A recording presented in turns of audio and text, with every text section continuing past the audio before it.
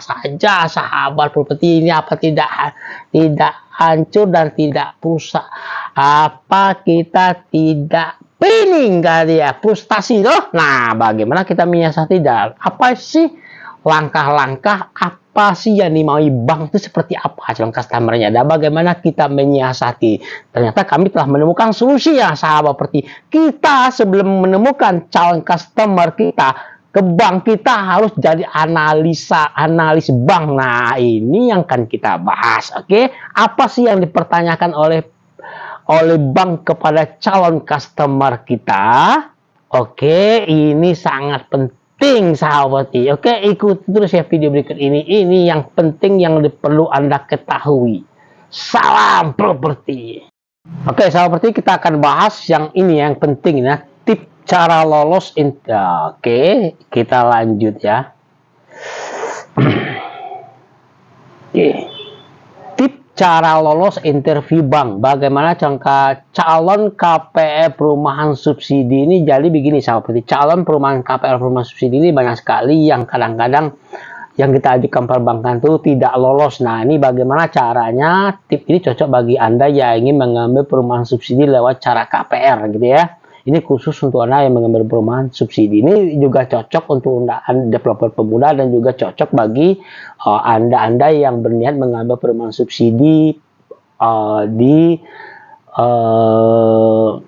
Anda calon konsumen begitu ya. Karena pertanyaannya hampir sama aja ya. Oke. Nah, kedua tip ini cocok bagi Anda developer pemula yang baru mencoba mengaplikasi. Kita lanjut ke sesi berikutnya. Nah, ada 4 calon customer ke perumahan subsidi. Ada 4 calon customer, maksudnya kita lihat dari pekerjaan dan profesi. Pertama, pegawai negeri, TNI dan Polri. Kedua adalah wira swasta, kerja seni, karyawan dan profesional. Nah, ya hal yang sangat kadang-kadang persoalan begitu ditanya oleh perbankan, oleh orang bank waktu wawancara. Ini persoalan timbul kadang-kadang di orang yang bekerja sendiri sahabat properti. Orang yang bekerja sendiri itu seperti UMKM, wira swasta yang punya warung, yang punya artinya yang punya bekerja sendiri. Nanti kita akan bahas kenapa hal itu jadi masalah. Oke. Selanjutnya adalah, nah sekarang kita posisikan dulu kita sebagai analis bank gitu. Jadi kalau kita ketemu dengan calon customer kita, maka yang sebelum Anda ajukan ke perbankan, sebaiknya kita dulu yang menganalisa sahabat properti. Kita developer juga sebagai analis bank. Kita tanya-tanya mereka apa sih pekerjaannya, mereka di mana, profesinya apa. Itu penting karena bank ya juga nanya-nanya hal seperti itu. Jadi kalau 90%, 80% dari pertanyaan kita ini sudah oke, kita setting baru kita bawa ke perbankan. Nah, pertanyaannya tuh hampir sama. Kalau lolos dari pertanyaan-pertanyaan yang tidak macam-macam, maka artinya calon customer kita ini juga sudah oke nantinya. Oke, nah ini apa sih yang ditanyakan oleh calon customer kita? Pertama, supaya calon customer kita nanti mampu KPR oleh bank. Hal yang penting kerjanya di mana, yaitu kerja di mana, profesinya apa, domisili di kota mana. Domisili ini penting sahabat politik karena bank itu maunya kadang-kadang domisili tempat tinggalnya itu dekat dengan rumah yang diambil gitu. Jangan dia berada di kota. Nah, ini juga banyak pertanyaan nanti, bisa juga tapi banyak pertanyaan. Salah menjawab, maka dipastikan kredit Anda bisa tidak cair. Kalau kredit Anda tidak cair, calon konsumennya rugi, tidak dapat rumah, kita developer juga tidak dapat rumah kita juga tidak bisa terjual. Artinya ya kita tidak dapat duit sahabat properti ya. Status perkawinan, menikah atau single, sudah punya anak, tanggungan dan keluarga berapa orang. Nah, ini yang hal yang penting sahabat. Jadi kita akan tanyakan bapak ibu sudah menikah atau belum. Nah, kalau sudah menikah, surat nikahnya di mana, anaknya berapa orang. Tapi kalau belum menikah, single misalnya, atau statusnya janda atau duda, nah itu juga penting ya. Kalau dia udah menikah, punya anak-anaknya sekolahnya di mana? Maksudnya sekolahnya apakah dalam kota, apakah di luar kota? Nah, ini juga berhubungan nanti dengan income. Jadi Anda bayangkan kalau Kalau Anda calon customer tanya bang, bapak, ibu, anaknya ada berapa orang? 3 misalnya. Tapi yang satu kuliah di kota A, yang satu B di kuliah di kota A, di kota B. Yang satu lagi tinggal dengan Anda. Artinya tanggungan Anda pada saat itu satu keluarganya 3 orang. Ya, anak, istri, dan anak paling kecil sudah. Sedangkan anak satu, nomor 2 dan nomor 3 itu berkuliah di lain tempat. Nah, ini kan biayanya besar. Kenapa hal itu ditanyakan oleh perbankan? Nanti income Anda, pendapatan Anda itu berhubungan dengan berapa sih pengeluarannya dan berapa yang sisa, dan sanggupkah Anda untuk membayar kreditnya. Ini yang kita bahas. Oke. Terus yang tidak kalah penting, apakah punya kredit di bank atau non bank? Lah, maksudnya hutang. Hutang ini penting, sahabat. Jadi kalau kita sebagai analis developer, kalau ketemu dengan calon customer, jangan sungkan-sungkan bertanya masalah hutang. Apakah dia berhutang di bank, di non bank? Karena ini berhubungan dengan BI checking, sahabat. Jadi kalau Anda punya hutang di pinjol saja 30.000 nggak bayar, ini berurusan dengan BI checking nantinya. Ini juga bermasalah dengan pengajuan kredit Anda. Oke? Nah, penghasilan tambahan apa? Misalnya pasangan Anda, suami yang bekerja, tapi apakah istri punya penghasilan tambahan atau buka warung atau juga bekerja? Ini juga masuk ke passive income. Nah, rumahnya nanti ditempati atau disewakannya juga pertanyaan-pertanyaan yang menjebak nomor 6 ini ya. Karena begini sahabat, seperti rumah perumahan subsidi ini seharusnya harus ditempati, tidak boleh disewakan. Kadang-kadang calon customer kita juga salah sahabat seperti jawabnya. Ini nanti kami akan sewakan Pak misalnya. Kalau disewakan berarti Anda termasuk orang yang mampu. Tidak boleh rumah subsidi disewakan. Walaupun disewakan ya Anda off the record, oke? Seharusnya rumah subsidi ditempati. Kalau salah menjawab ini, ya KPR Anda bisa-bisa tidak di ACC oleh bank. Selanjutnya pertanyaan pegawai negeri ASN dan dokumen yang diperlukan. Bapak atau bekerja di instansi pemerintah sudah lama, berapa lama gitu? Sudah berapa lama, jabatannya apa? Sudah pernah ambil rumah subsidi, apakah belum? Ini juga penting ya. Kepegawaian, SK pengangkatan dengan jabatan baru, bukti slip gaji 3 bulan terakhir. Ini pimpinan instansi. Kedua, ini kalau ASN ya, pegawai negeri itu biasa saja seperti ini. Nah, yang penting itu adalah pertanyaan untuk yang bekerja sendiri, wira swasta ya. Wira swasta kalau MBR masyarakat punya penghasilan sendiri atau UMKM tempat usaha sendiri dan punya semacam pabrik kecil untuk tempat membuat produk dari bahan mentah menjadi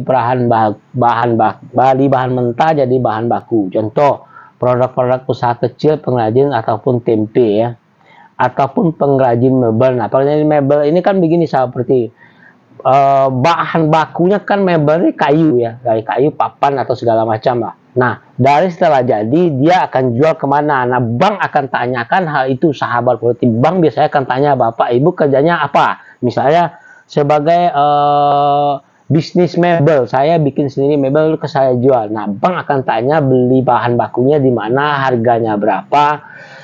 Nah, kita sebagai sebagai analis developer harus paham memberikan keterangan kepada calon customer kita, Pak belinya di mana, jangan asal-asalan. Kalau bisa ada struk pembelian, ada kwitansi pembelian sudah. Terus bahan bakunya dibuatnya berapa hari, misalnya Anda bikin lemari itu berapa hari sih bikinnya. Terus kalau nanti biasanya bank akan tanya dalam 1 bulan 2 bulan itu Anda dapat orderan berapa kali. Terus Anda jualnya kemana? Oke. Apakah produk yang Anda jual ini dipesan orang dulu baru Anda beli, Anda bikin, atau kita bikin dulu nanti kalau ada calon customer baru kita jual, atau Anda sudah punya toko sendiri atau tempat menjual sendiri. Nah, ini juga jadi bahan pertimbangan bank. Oke, nah jadi hal-hal yang begitu yang perlu kita tahu sahabat putih. Jadi bukan berarti kalau setelah dokumen lengkap terus kita kasihkan saja kepada perbankan calon customer kita tidak tahu dia kerjanya apa dan ngapain, dan kita tidak bina dan kita tidak buka rahasia ini kepada mereka. Mereka nanti nanti mereka ditanya bang ngagap-ngagap. Bang nanya A, dia jawab B, B jawab bertanya bang, B jawab C. Nah akhirnya bang dia akan tidak mengerti yang ditanya bang karena ketakutan dulu, nervous sahabat seperti ya. Itu pertanyaan-pertanyaan yang perlu kita pahami sahabat. Pertama yang penting adalah kerja di mana, calon customer kita bekerja atau tidak, pendapatan yang penting. Yang kedua, yang kedua adalah sebentar.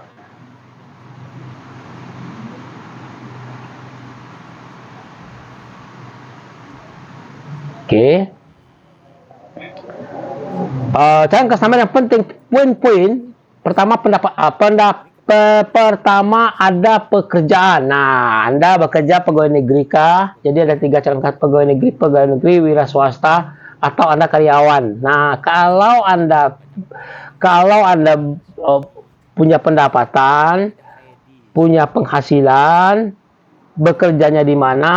Kalau dia karyawan, dia bekerja di perusahaan mana? A atau B atau C, wira swasta. Maksudnya gini ya.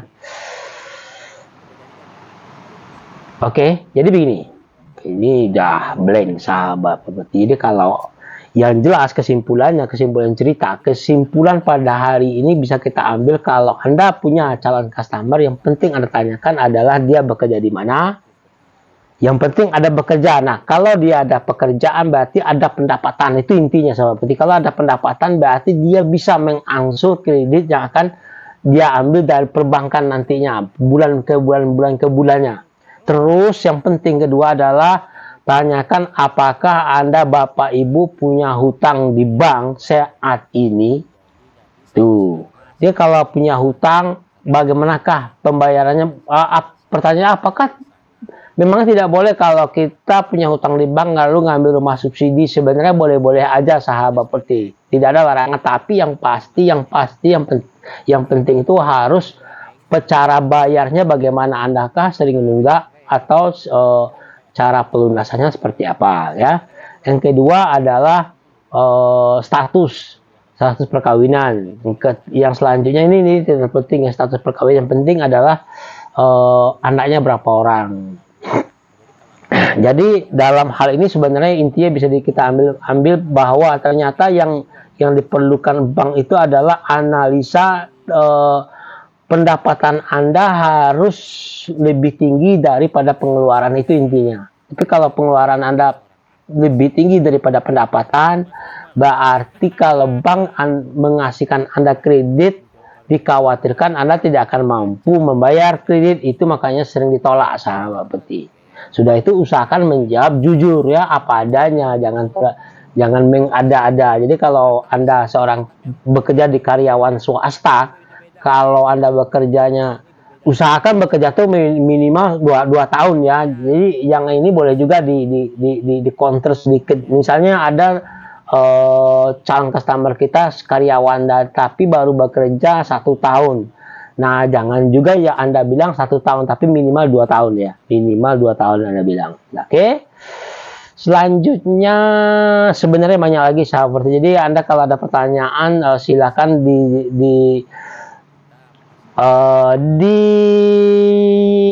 dipertanyakan di kolom komentar, tanyakan apa saja, nanti akan kita bahas. Oke. Salam properti sukses untuk Anda. Assalamualaikum warahmatullahi wabarakatuh.